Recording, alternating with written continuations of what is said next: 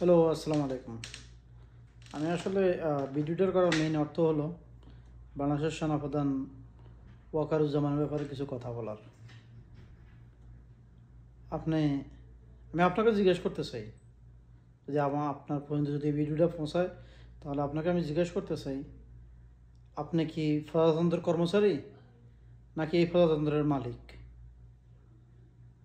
হয়তো বা আমি যতটুকু জানি আমাদের ট্যাক্সের টাকায় আপনার হয়, বেতন হয়।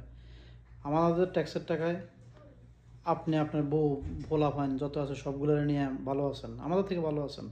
হয়তো আমরা ক্ষুদ্র ক্ষুদ্রভাবে আপনাকে যে ট্যাক্সটা দিই, ওটা থেকে আপনি বড় একটা অ্যামাউন্ট পান আপনার চাকরির করে। তারপরও এই এই দেশের মালিক হলো প্রজা, আর আপনার প্রজাতন্ত্রের কর্মচারী। এই কথাটা আপনার খেয়াল রাখাটা অত্যন্ত জরুরি।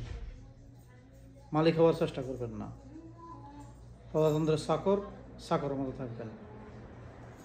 আমি আপনাকে একটা কথা জিজ্ঞেস করতে চাই, আপনারা আজকে হঠাৎ করে আপনার শুভ বুদ্ধির উদয় হলো, বাংলাদেশে নির্বাচন কবে হবে, কোথায় করিডোর দিব, কোথায় করিডোর দিব না, এগুলো নিয়ে আপনার বহুত চিন্তা আজকাল। গত 17 বছর আপনার কোথায় ছিলেন? আপনার তো এমন না যে সেনাবাহিনী থেকে আজকে আপনি সেনাবাহিনী থেকে আসছেন। সেনাবাহিনীতে সার্ভিস তো আমরা অনেকদিন হয়েছে। গত 17 বছর আপনার কোথায় ছিলেন? আওয়ামী লীগকে কি একটা বার জিজ্ঞেস করছেন? যত এই যে 3টা 4টা ইলেকশন গেল, সম্পূর্ণ ইলেকশন তো আপনাদের টাইমেই গেছে। তখন আপনার কথা ছিল না, এই যে আপনারা তো ন্যূনতমভাবে শেখ হাসিনাকে প্রশ্ন করেন নাই যে ইলেকশনগুলো ঠিক মতো হইতেছে কিনা। তো প্লিজ গণতন্ত্রের চাকর হিসেবে থাকবেন।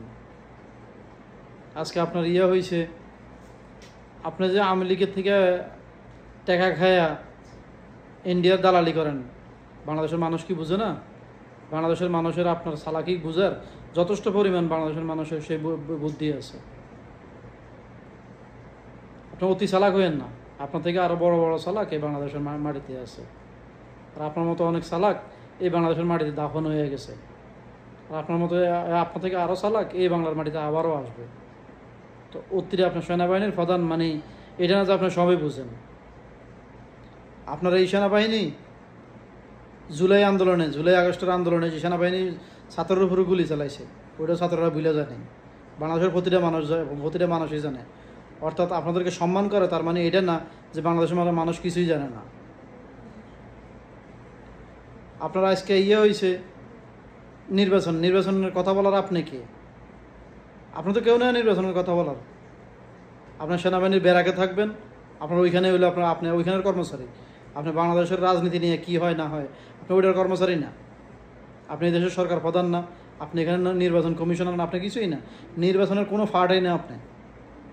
তাহলে আপনি কীভাবে বলেন নির্বাচন কবে হবে না হবে, কবে হওয়া উচিত না, কবে হলে কোন রাজনৈতিক দলের কাছে ক্ষমতা থাকবো না থাকবো, এটা আপনার ব্যাপার না। আপনার ব্যাপার হলে আমার দেশ কীভাবে করবো, আমার দেশের কীভাবে এই ডিফেন্স করবেন। যখন বাংলাদেশের এই মানুষগুলো বর্ডারে মারা হয়, তখন আপনি কোথায় ছিলেন? এখনও তো বর্ডারে মানুষ মারা হয় ইন্ডিয়ান বিএসএফের হাতে, আপনি কোথায় থাকেন? আপনার ওইখানে মেয়েদিকে আপনার নজর যায় না?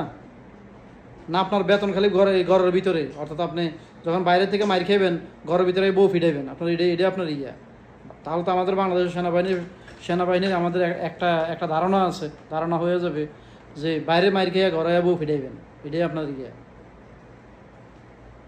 আপনি মাছ বেচেন, ওইটাই ভালো। মাংস দোকান কি করে ওইটা আপনার দেখার বিষয় না। আপনার যে কতটুকু কামাইতে পারেন এটা বাংলাদেশের মানুষ ভালোই জানে।